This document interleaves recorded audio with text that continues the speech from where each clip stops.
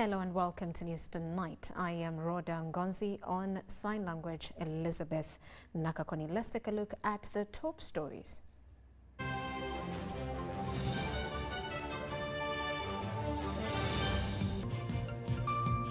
"57 police presidential guard officers undergo induction course. 16 NUP supporters sentenced to 3 months and 22 days plus caution. Meanwhile, Parliament passes the National Forestry and Tree Planting Amendment Bill 2024. And MPs in opposition block the second reading of the National Coffee Amendment Bill 2024.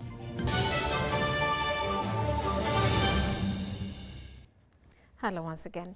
A total of 57 police presidential guard officers have completed the Tier 2 induction course at Fort Samora Machel Special Training School in Waza Kaweweta, Nakaseke District. The pass-out event was presided over by the Chief of Special Staff Special Forces Command, Brigadier General Paul Namawa.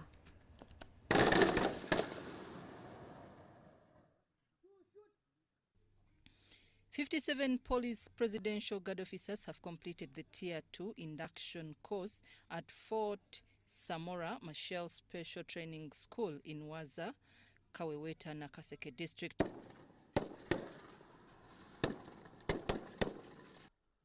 The pass-out ceremony was presided over by Brigadier General Namawa, SFC's Chief of Staff. In his address to the officers, Brigadier General Namawa thanked President Museveni for his visionary leadership that led to the formation of the Police Presidential Guard Unit. He said the Special Unit's Tactics Force is not merely an academic endeavor, it is a course that sets the limit for physical endurance, mental resilience and tactical acumen. Not only referring to PPG here, all of us, we have to keep renewing ourselves. That's why I requested the Commandant of Oliver Tambo to come up, and I thank you for that, to come up and say something. Sometimes you may forget and you lag. You have to keep rejuvenating. You negate some habits and you review yourself. On his part, the Director Human Resource Development and Training of the Uganda Police Force, AIGP Kafero Moses, congratulated the trainees upon finishing this course. Yeah. Whenever your bosses pick upon you to do another course, again have that great attitude. Training is about attitude. And once you have a great attitude, you'll finish. The same note, the high note you start with is the same high note you complete. The Commandant of Oliver Reginald Tambo School of Leadership, Colonel Justice Rukundo, gave a brief talk to the graduates on the importance of ideological development. Help you in being combat ready, in being able to undertake any challenge as you have just demonstrated. The Director of Training and Doctrine, SFC, Lieutenant Colonel Paul Michi Lokut, said the Special Unit Tactics course would go a long way in helping the trainees in being combat ready, able to undertake any challenge. Kills the right of Ugandans to vote, disenfranchising them, and you are here to defend that democracy, where people feel free in their country so that they can choose the leader of their choice without fear or intimidation. That's why we come up with the 4 principles or components of our minimum ideology. The Commandant of Fort Samora Machel Special Force Training School, Major Aloysius Nsobya, thanked the UPDF, SFC and Uganda Police Force leadership for supporting this noble cause of training the PPG officers. Of training, they have covered the following: counter-terrorism as a subject, counter-terrorism search, tactics, majorly in small in tactics, map using stroke navigation. I'm Navka Farida reporting. And now the Vice President, Major Jessica Alupo, has arrived in Apia, Samoa to represent President Yoweri Museveni at the Commonwealth Heads of Government meeting that is running till the 26th of October and started on the 21st. She was warmly welcomed at Faleleo International Airport by Samoa's Minister of Finance, Lotumia Ulesi, and the Minister for Agriculture and Fisheries, Lotea. The summit, themed One Resilient Common Future, Transforming Our Commonwealth, will feature addresses from Samoa's Prime Minister Naomi Matafa, the outgoing Secretary General Patricia Scotland, and His Majesty King Charles III. Discussions will focus on progress since the last CHOGM in Rwanda, addressing resilient economies, climate change and democratic institutions. With around 5,000 delegates from 56 member countries, the meeting will also explore enhancing intra-Commonwealth trade and investment. The official opening is on the 25th of October, with a retreat on 26th October, where the Vice President will deliver President Museveni's message.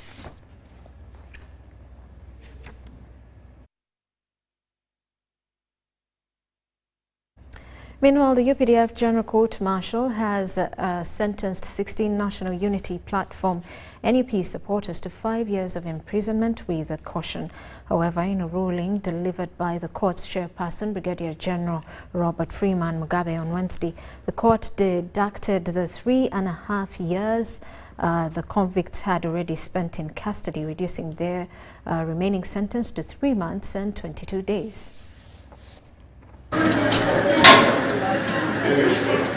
After pleading guilty to the charges of unlawful possession of arms and treachery, 16 National Unity Platform supporters returned to the Makindye General Court Martial on Wednesday for sentencing.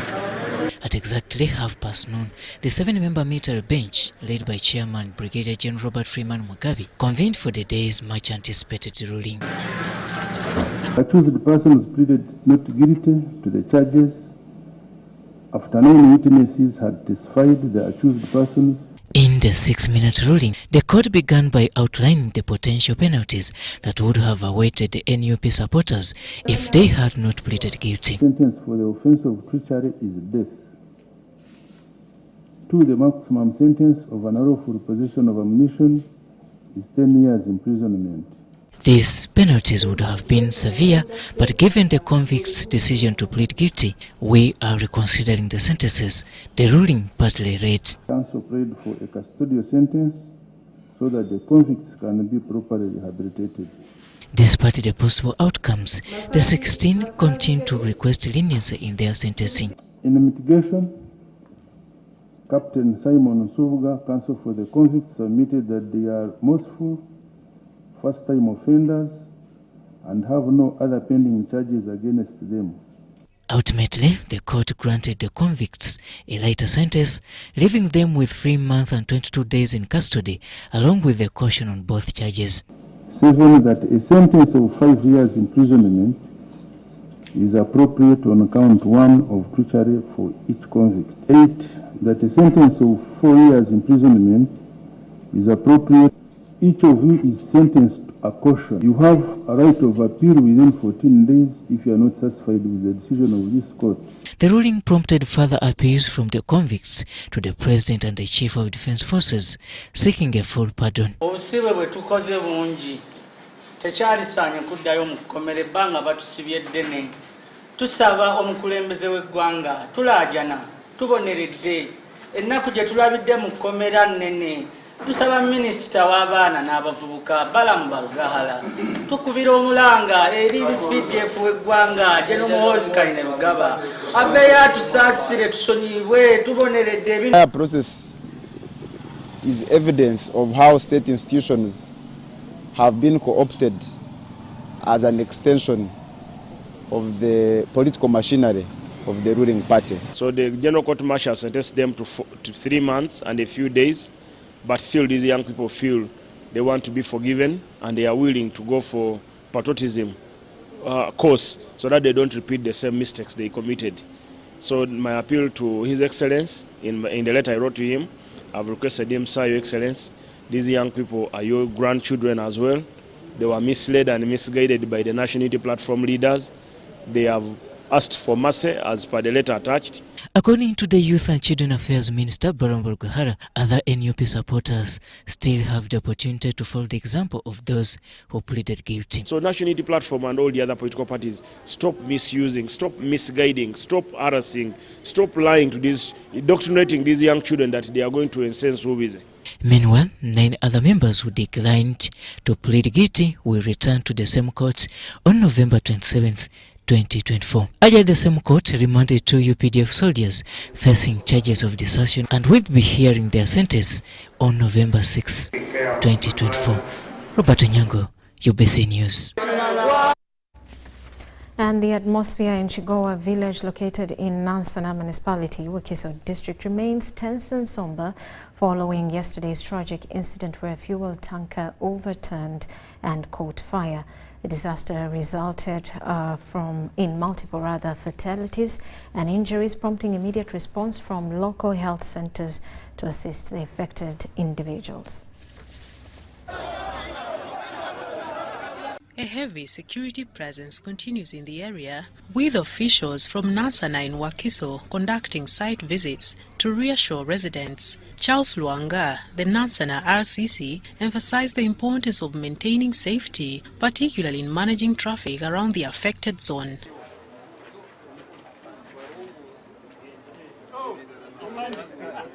Agencies led by police are on ground to make sure that people are safe, make sure that we have the traffic police, which is controlling the normal movement of vehicles, and other informed personnel managing the crowds. So everything is in order and we are managing well.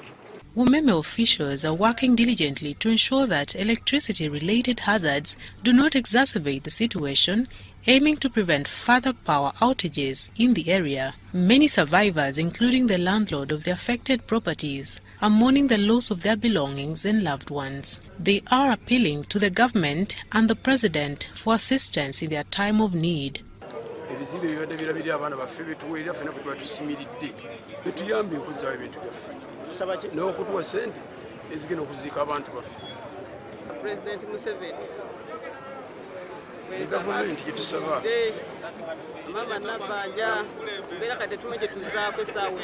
Wakiso District RDC Justin Babazi expressed her condolences to the community and reassured residents of ongoing police investigations. She confirmed that efforts are underway to ascertain the total number of casualties and to support families of the victims. As of now, the police is still investigating, and the police will come out with the total number of the people who have lost their lives and those ones who are still admitted in the hospital. So as you talk now, we are still monitoring the situation. It is not an unusual situation, as you can see. But really, that is why we are here as RDC and by the RDC. Later in the day, police facilitated the return of belongings to the families of the victims, ensuring that personal items were handed over before vacating the scene. Byoyagala fe police tukyaliwo naye twagala ebyo bikyaliwo biterezebwe era bitandika okubikozesa. Naye mundu osazinga biki byonna ebyolonesa ebyoyinza okugamba nti bino biweddewo. Ebintu bingi, laba emigaati, laba sukaali, kubanga abadde wano atunda amazzi ng'asuubiza. The community of Chigogwa is grappling with the aftermath of this tragic event, and ongoing investigations are critical for understanding the full impact of the incident. Continued support and reassurance from authorities are essential as residents seek to recover from this devastating loss. Mario Nawori and Jamil Sekaja for UBC. Meanwhile, the Secretary Office of the President, Haji Yunus Kande, has implored the resident district commissioners, resident city commissioners and their deputies to use their mandate as provided in the Constitution to protect tenants from illegal land evictions. Haji Kakande made the remarks today while officiating at the opening of a 3-day capacity building workshop for RDCs, RCCs, their deputies, DISOs and RISOs in Greater Masaka sub-region. Resident district city commissioners, district internal security officers and regional officers, together with their deputies from the Greater Masaka sub-region, are attending a 3-day capacity building workshop organized by the Office of the President.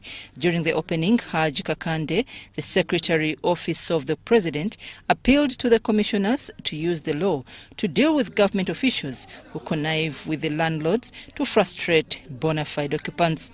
He also further advised the participants to align with the NRM's government's objectives and improve its visibility in their area of jurisdiction. Times the settlement of these people, their land where they are.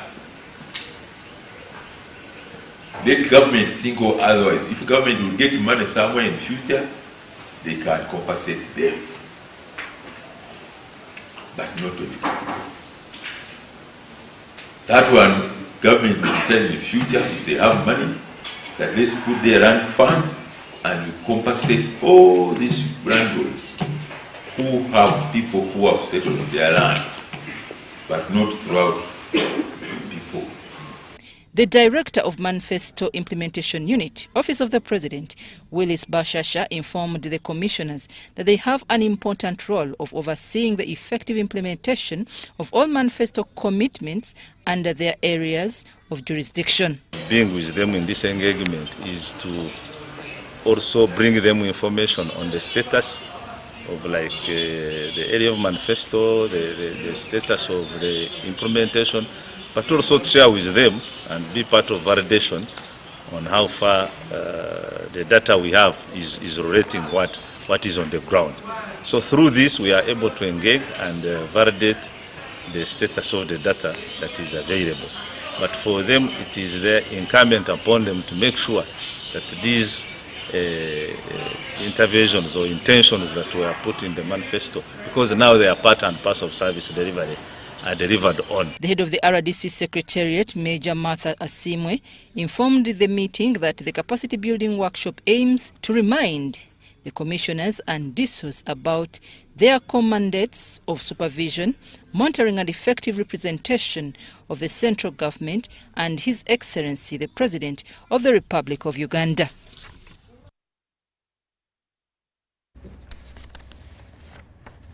Now, East African Legislative Assembly has witnessed its new members take their oath of allegiance during its plenary session held in Kampala. The members include Dennis Lazaro Londa, the Deputy Minister for Foreign Affairs and East African Community from the Republic of Tanzania, and Gladness Ladislas Salema from the National Assembly of Tanzania. The members were welcomed by the Speaker, Iyala Joseph Ntakirutimana. Honors your assembly and grant that we may treat and consider all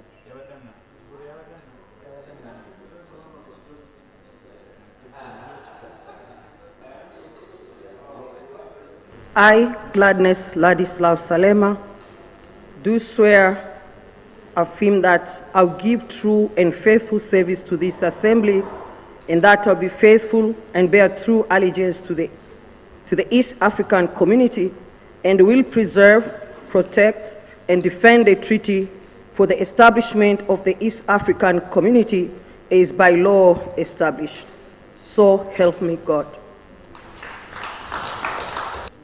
Do swear that I will give true and faithful service to this assembly, and that I will be faithful and bear true allegiance to the East Africa community, and will preserve, protect, and defend the treaty for the establishment of the East Africa community as by law established. So help me God. This morning I'm honored to my God as I appreciate for this very prestigious opportunity to serve the East African community. And with this morning, I'd like to request for your support, your cooperation as a new member, so that I can be able to fulfill my obligations and be able to deliver up to the required expectations. Thank you.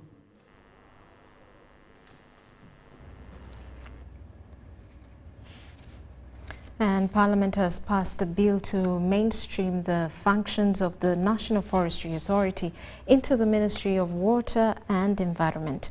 The National Forestry and Tree Planting Amendment Bill 2024 is among the concerns premised on the government policy on the rationalization of government agencies and public expenditure. Now, the House, chaired by Speaker Anita Among, based on the report of the Committee on Environment and Natural Resources, which recommended that the NFA functions are mainstreamed into the Mother Ministry to deal away with overlapping mandates, denting the consolidated fund.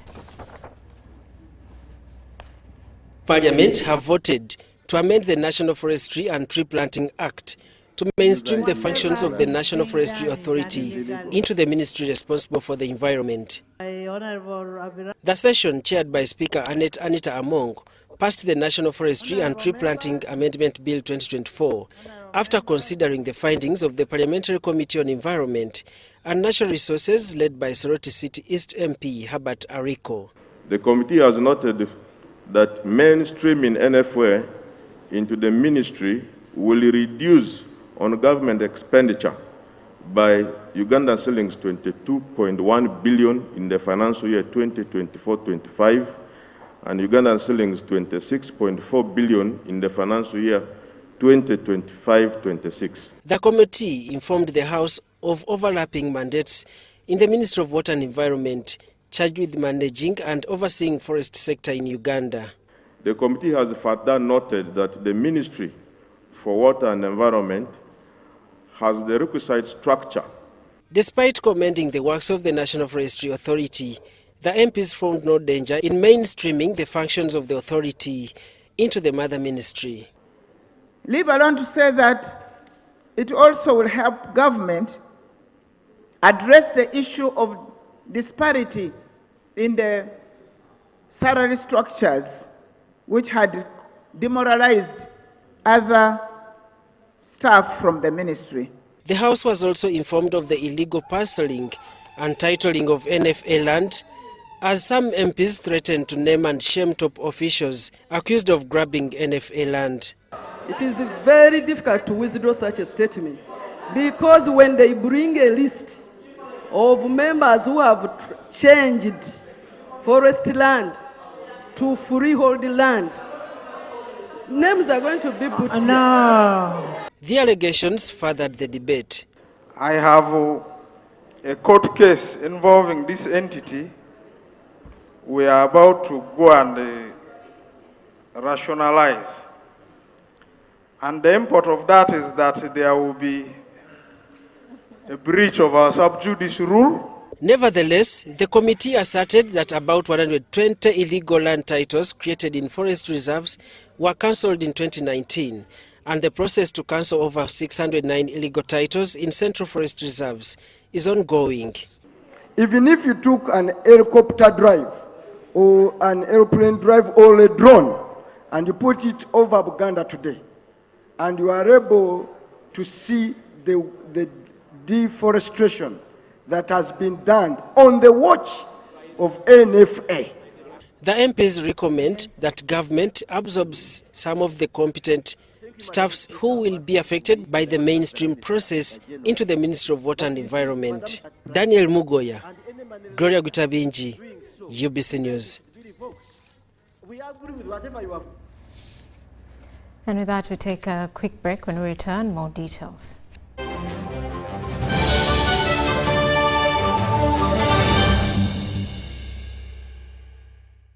There is only one rule you must follow in order to be a winner.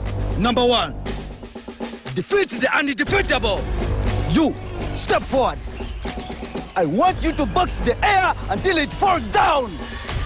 I'm not seeing it falling in. You see it falling in. Box, winning is hard, but with MTN Momo, it's easy. Simply pay or shop with Momo for a chance to win mobile money every day. Use the Momo app or dial *165 *3 hash.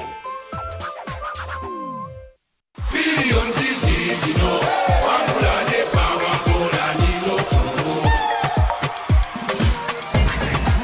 Billions is easy, no.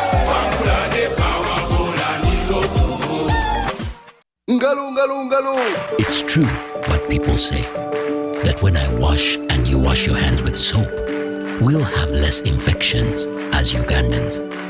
After all, it's hands that handle money. It's hands that feed us. Hands that prepare soil for farming. Hands that we use to learn. And hands that we use for fun. When I wash and you wash, it means clean hands for all. So, wash your hands with soap and clean water regularly to keep away infections and disease-causing germs. This message is from the National Hand Washing Secretariat with support from UNICEF.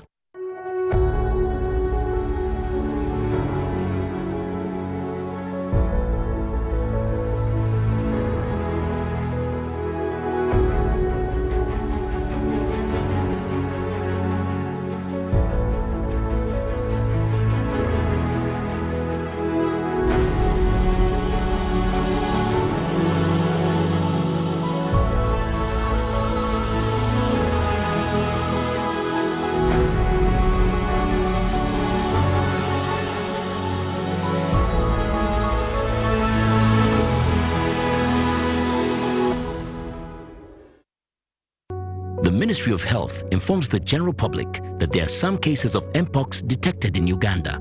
The ministry, working with partners and affected district local governments, are doing their best to contain the situation. The signs and symptoms of Mpox are body rash, fever, general body weakness, headache, sore throat, nasal congestion or cough, and swollen lymph nodes. You can prevent yourself from getting infected with Mpox by avoiding close contact with people who have been confirmed to have Mpox or who have signs and symptoms of Mpox. Avoiding touching or sharing personal items like beddings, eating utensils, phones, or other belongings of a person who has the signs and symptoms of Mpox.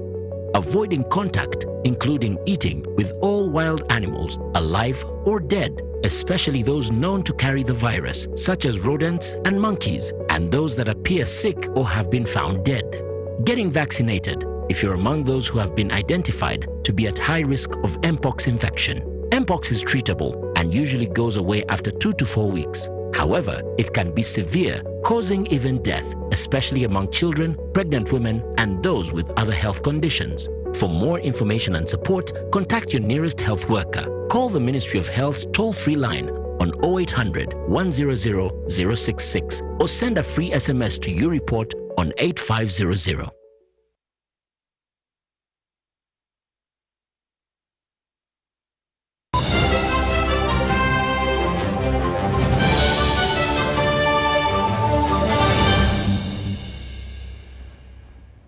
Welcome back. You are still watching News Tonight. Prime Minister Rhoda Ngonzi has directed line ministries to expedite licensing processes to facilitate industrialization and related economic transformation.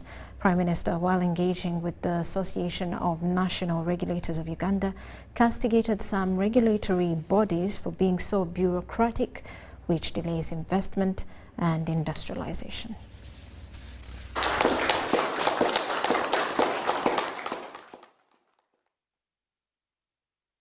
Based on the findings of the Prime Minister from the field visit of industrial parks in the eastern region, the Prime Minister, Rhoda Ngonzi, castigated regulatory bodies for frustrating investors during the licensing process, which retards the national development agenda.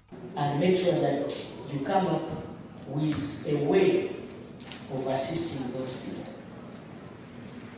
so that they can access power at the rate the president promised. We are making our president receive. They will look at him as a liar. And this is unacceptable. While engaging the Association of National Regulators of Uganda, where she is a patron, the Prime Minister directed the line ministries, especially energy and its regulatory bodies, to expedite pending licenses to different industries. Speculators, you are afraid to give a mining license to the person who is an industry, the biggest in Africa. He has to struggle to get materials from middlemen at a high cost. Do you expect him to produce steel at a cheap price? No. So I also want to direct that the Ministry of Energy assists that company where me and you, Honorable Kasai, to get a mining license, access MOCO. And this is corruption of the highest order.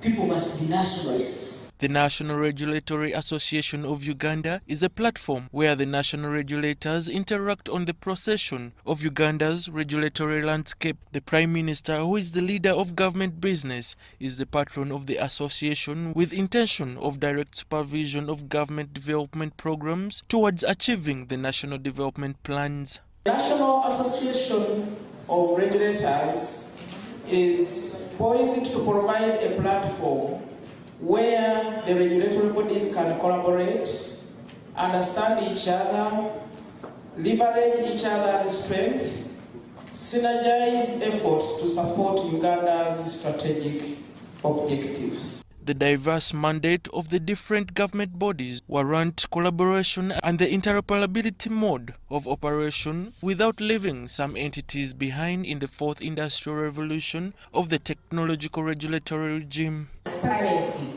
and accountability of all regulatory affairs in this country and beyond. And the second priority area is to actively engage with stakeholders in support of a dynamic regulatory system. Regulators has become more critical than ever before. However, effective regulations require more than just individual effort, but collective effort. The common concern in the regulatory landscape of Uganda is the bureaucracy in the license process, which scares away the would-be potential investors, and the continued engagement in the association is expected to find the lasting solution through adopting modern forms of managing regulations and related services. Komagum Rogers and Abdul Nasir Luwama for UBC. And Uganda is set to benefit from a grant of $650 million from the International Olympic Committee to support athletes in Africa. The International Olympic Committee President Thomas Bach today informed the Prime Minister of Uganda, Rhoda Ngonzi, in Kampala.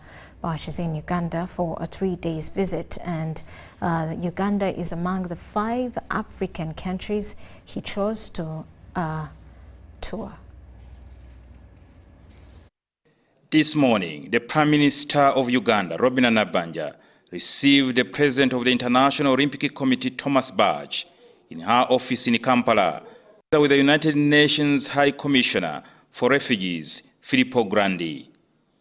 Bach, who is in the country for a 3-day visit, revealed that Uganda has been selected to benefit from a grant of $650 million, approximately 2.4 trillion shillings, from the International Olympic Committee to support athletes in Africa for a period of 4 years. The budget for the next 4 years of $650 million to support the athletes and the National Olympic Committee, so one of your medal winners. On her part, the Prime Minister, Rhoda Ngonzi, commended Mr. Bach for the contribution they are making to support Uganda in developing sports in the country. I want to thank you for your partnership in the field of sports from refugee settlement areas. I'm informed that Uganda has been selected as one of the 5 countries to host the President of the IOC during his African tour. As government, like the Prime Minister said, we are overwhelmed in terms of our schools. Even the little infrastructure we give in terms of equipment, when we go to those areas, there are quite many children who need these services. So I entirely want to thank your office down here for accepting to collaborate with us. The International Olympic Committee donated a gold medal to the Prime Minister, Rhoda Ngonzi. Ngonzi requested the President of the International Olympic Committee, Thomas Bach, to allow refugees in Uganda to take part in the 2028 Olympic Games to serve as a powerful tool to peace building. Uganda can present a team at the 2028 Olympic Games in Los Angeles. To achieve this goal, we seek your continued support and partnership. United Nations High Commissioner for Refugees Filippo Grandi also commended Uganda for the generosity the country is offering to the refugees entering Uganda. So impressed. You have one of the best refugee policies in the world, not just in Africa. Oh. And you manage to keep it, to maintain it. We have calculated that in the last 3 years alone, Uganda has received 10,000 refugees every month, new ones. So thank you for being generous and welcoming when many other countries, for many smaller numbers, close borders and push people back. This support we are getting right now, you must have seen this, is brilliant. And we are almost going to the extent of 350,000 people. Yeah. They have put pressure on the real resources we have. Currently, Uganda is hosting about 1.7 million refugees, majority of them come from South Sudan and DRC. Meanwhile, the Prime Minister also had an engagement with the Director of the International Organization of Migrations, Ame Pope. The Prime Minister sought for more collaboration between the International Organization of Migrations and the government of Uganda. The Premier met the Norwegian ambassador to Uganda, Anne Christine, who pledged to support the cooperative movement in Uganda. Stating how we're going to work together, especially on the cooperative side, and that's why I'm very pleased that we have with us today people from Wakandi who are working on with the cooperatives here in Uganda. So maybe Nabanja later launched the National Regulators Association of Uganda, which will foster unity among regulatory bodies and improve efficiency, minimize resource wastage, mitigate duplications, and ensure that regulatory frameworks are aligned with the national policies, best international practices, and global standards. Patriotism, the love for your country. These people are employing 600 people. They are letting us employ our people. They are taking our power, isn't it? Do you think these people are denying them access to Moko and nationalists? Patriotism, Pan-Africanism, social, economic transformation, and democracy. This afternoon, the Premier visited Makerere University Business School to participate in the dialogue under the theme, reflecting on the roles of competence-based degree programs on economic and social transformation, a case of Bachelor of Leisure, Events and Hotel Management. Capacity-based degree program gives one a chance to focus on learning and appreciating new topics, and one obtains credit for what they already have learned through work or life experience. The Premier supported 10 needy students with tuition fees. So that we give them a future. Isn't it? I usually want to. So you are attaining a degree to go and get knowledge to run a hotel. You are getting knowledge to do tourism, to be a guide. You are getting knowledge to be a cook. You are getting those are competence-based courses. The challenge that we've had is that some of the people that own the spaces, the hotels, and these facilities are not employing the right people. They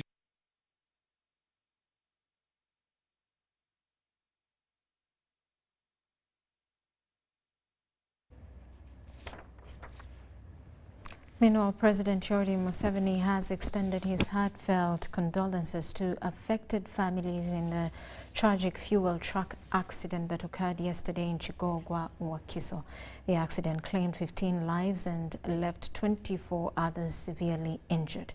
Now, the president has offered 5 million shillings to each of the deceased's family families and 1 million shillings to assist with medical expenses for the injured.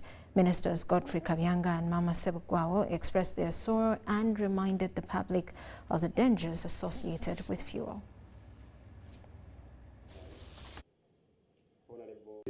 Completed. His Excellency the President of the Republic of Uganda, General Yoweri Kaguta Museveni, the Vice President of the Republic of Uganda, Major Retired Jessica Lupo, and the Right Honorable Prime Minister of the Republic of Uganda, the Right Honorable Robin Nabanja, and the entire cabinet condoles with the families, and they send their heartfelt condolences to the families of the deceased. We pray that God will comfort them, and we also know that death is true. So what has happened has already happened, and we would like the families to leave everything to the Lord. The President has also directed that the families of the deceased are assisted with 5 million shillings each to assist them in burial arrangements. And all those who are admitted in hospitals with the various injuries, he has directed that they are also facilitated with the 1 million shillings to clear some hospital bills and assist them in other utilities that they may need. The President sends once again heartfelt condolences to those families, and the entire government is. I don't know how serious government should be in a time of an accident, because we don't even know what the cause of the accident was. So now how do you blame a fuel truck going off road on government not being serious? I don't know what seriousness you want government to. You want the government to drive the trucks or what?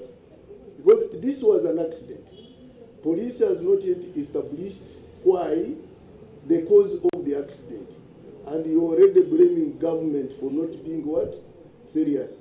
It was on a paved road, because Bombo Road is a paved road and one of the best roads without even potholes. So they meet those people who died may not even be the desperate ones, but some desperate people, because this truck just fell and immediately went into what? Into flames, and it fell in a busy center. So you may meet some people, yes, might have gone there to pick fuel, and not out of desperation. And plans to pass the National Coffee Amendment Bill 2024 has been foiled after members of the opposition in Parliament unanimously blocked the process.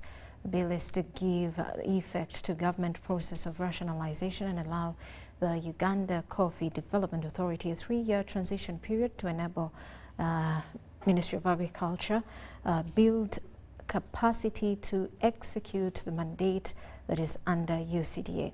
The transition period is a position that of the NRM caucus, which tasks the ministry to update Parliament biannually on progress towards attainment of the requisite capacity to undertake the mandate of UCDA. Speaker of Parliament bowed to pressure from the opposition and pushed the debate to Thursday.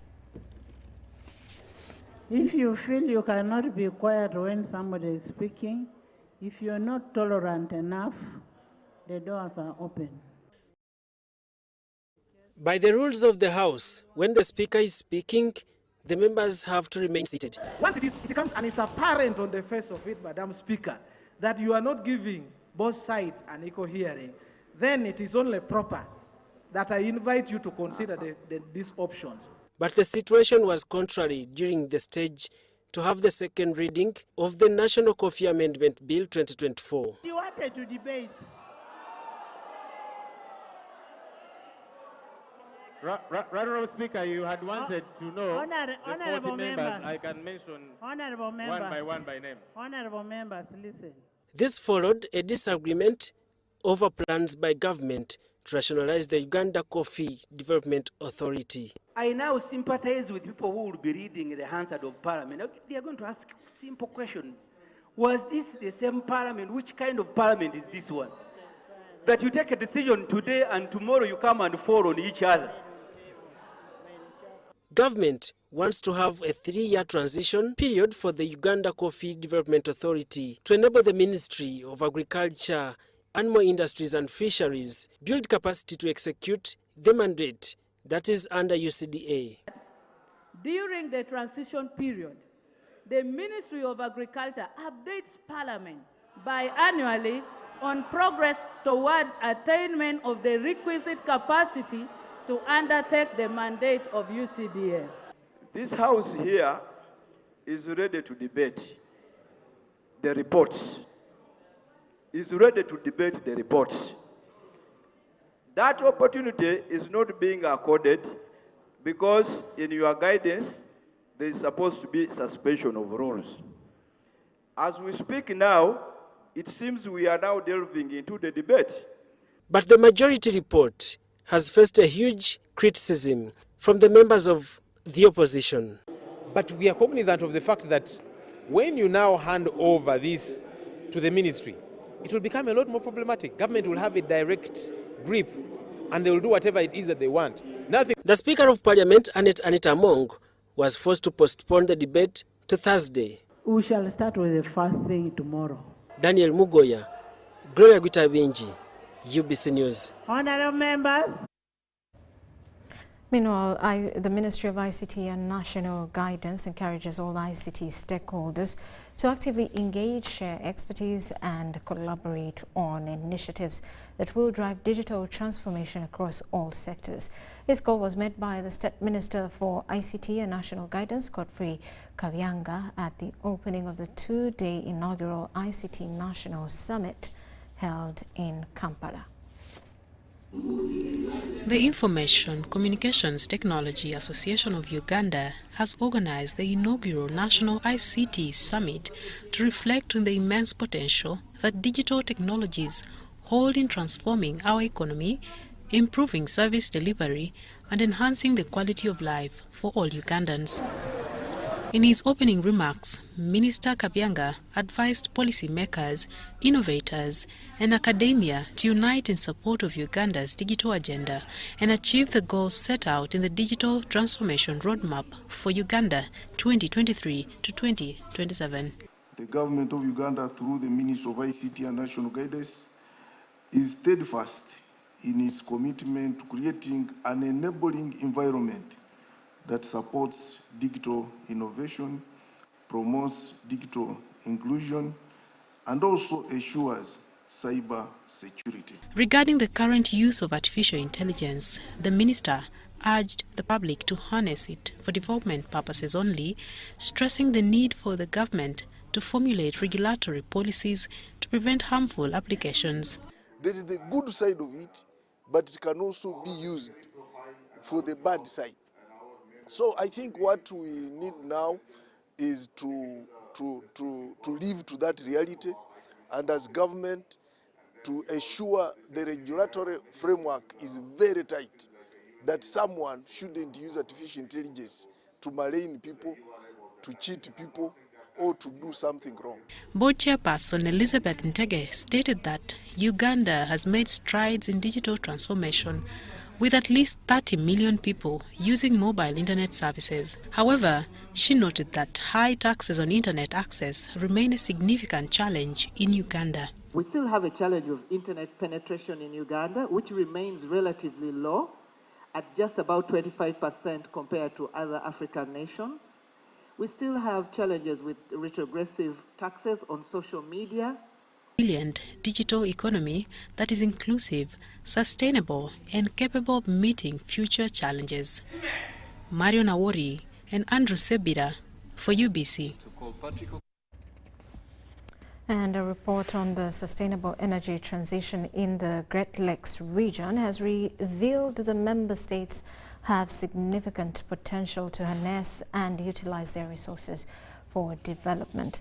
Now, this can be achieved through the efforts of stakeholders, including parliaments, to influence policies and budget frameworks to harmonize operations.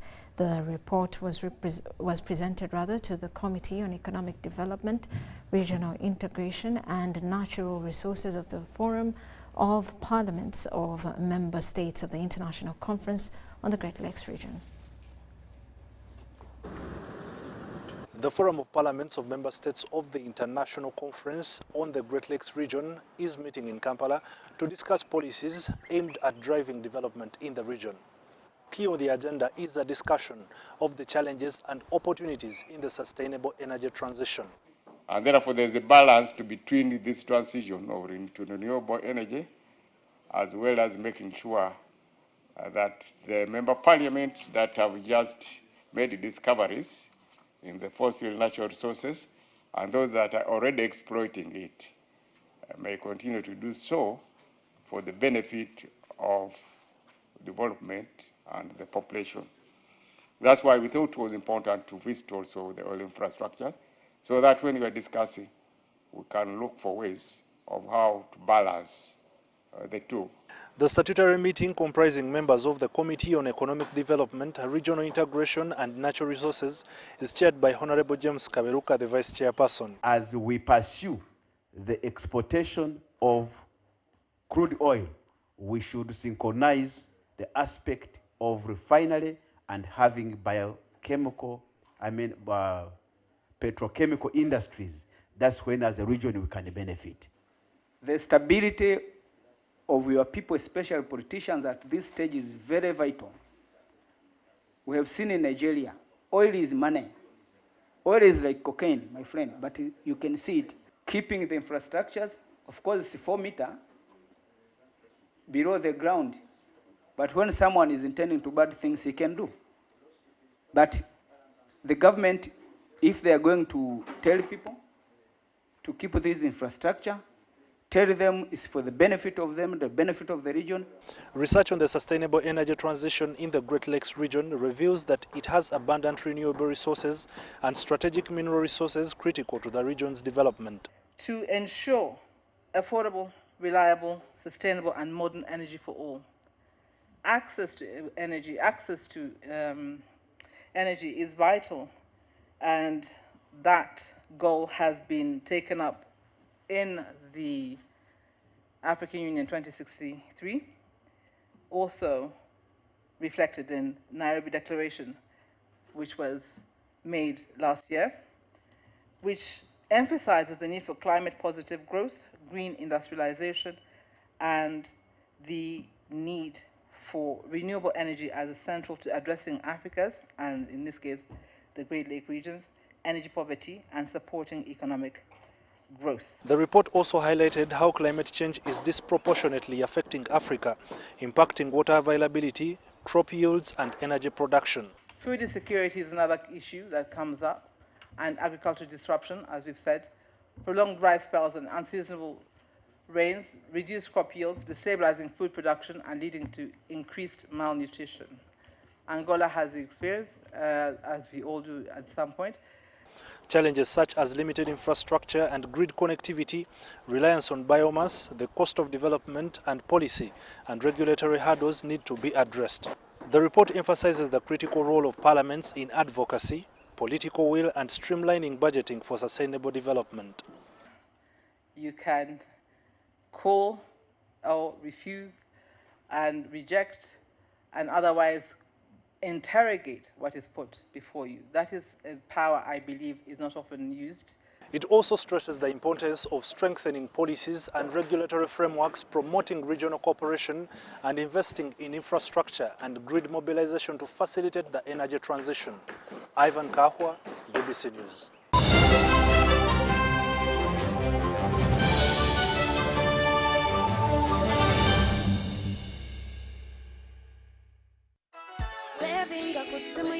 In the heart of Uganda, a financial revolution is happening.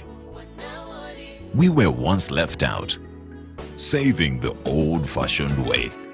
with an unexpected saving spot, keeping it too close for comfort. But now, we found a better way to save and manage money. Download the Wendy app from Google Play or App Store or dial *229#. With Wendy, your money is safe and you can earn interest daily. Visit your Google Play or App Store or dial *229# to register. Wendy Wanaoli.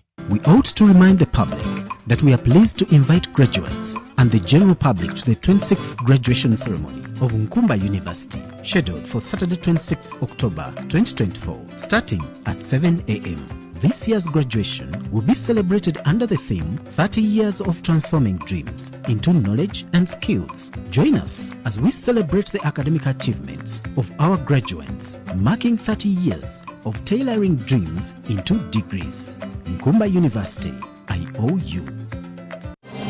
Ladies and gentlemen, the Casita Quality Awards 2024 are on and happening on Friday the 25th of October 2024 at the IUEA Auditorium, Wonder World, Kansanga, under the theme Celebrating Excellence, Inspiring Innovation.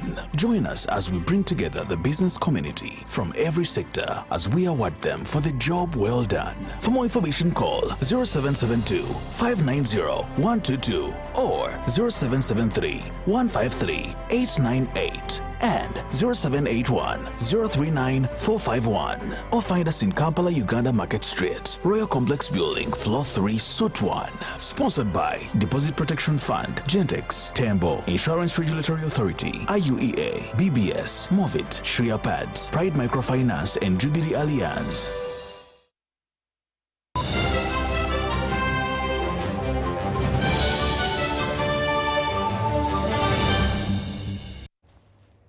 And now in business, Japan has awarded 768 million Ugandan shillings in grants to Uganda, targeting education, health and agriculture. The funding aims to improve school facilities, enhancing healthcare services and support sustainable agriculture. The project will prioritize immediate needs and long-term sustainability. Well, after the signing, we will start the construction in the project, but please keep them as long as possible. To warn you, in 2 years' time, my staff will be in your place to check out whether it's running well. Education, health, and agriculture. These areas, of course, we give top priority in relation with Uganda.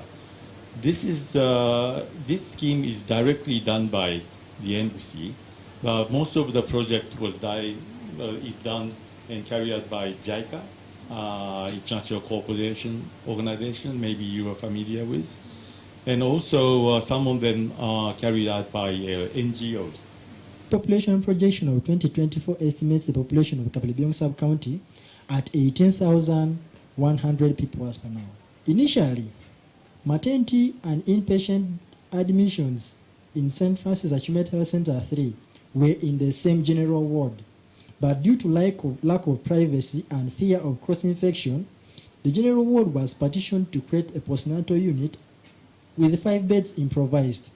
When the number became overwhelming to the 5 beds, we were forced to transfer some mothers who are left with a day in the facility to the inpatient ward to create space for more postnatal mothers and even new admissions. The space is so small that the attendants are either forced to go back home if home is near. Brought to you by Download the Wendy app from Google Play or App Store or dial *229#. Wendy Wanaoli.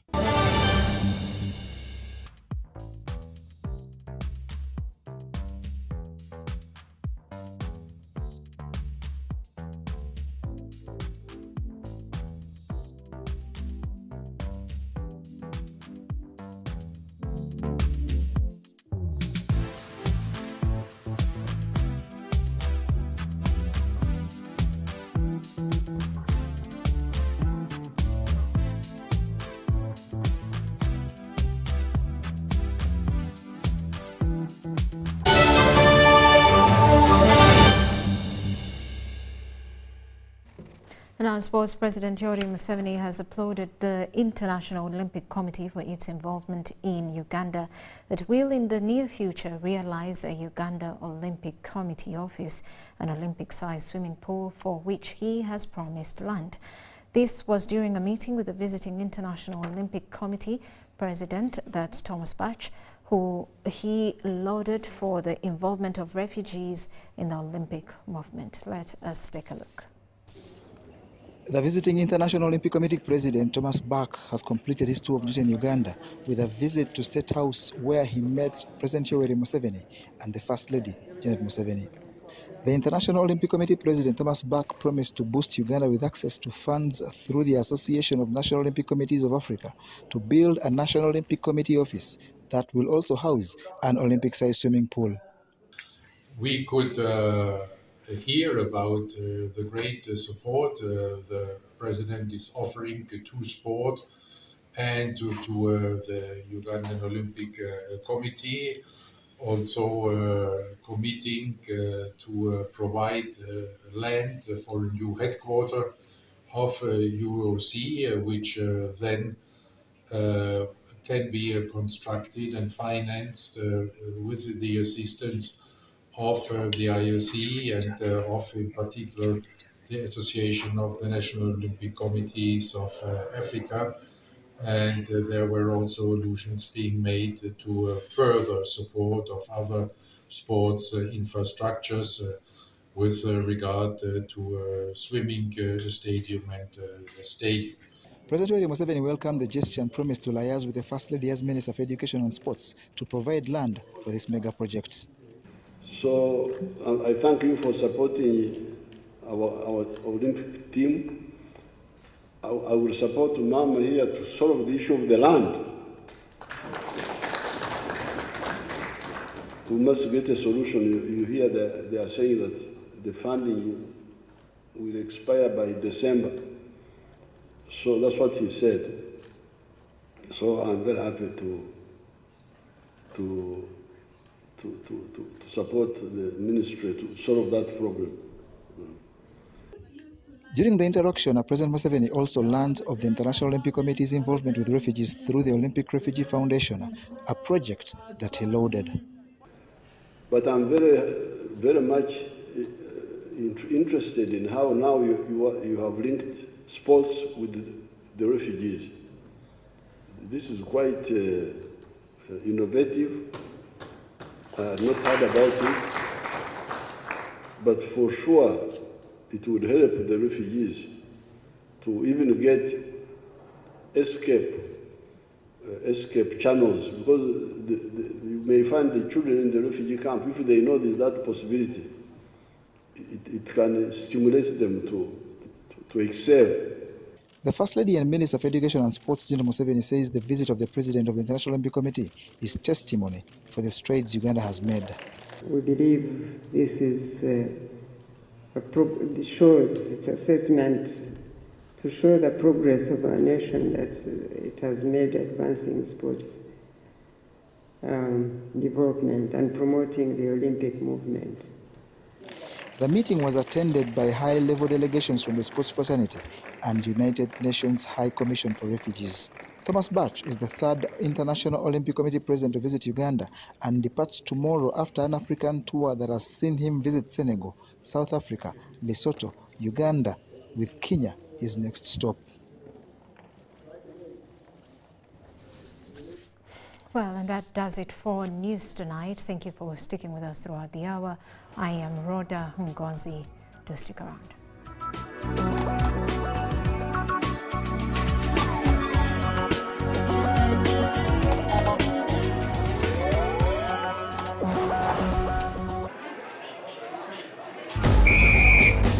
To be a winner, it requires that you exceed all the limits of mankind and womankind.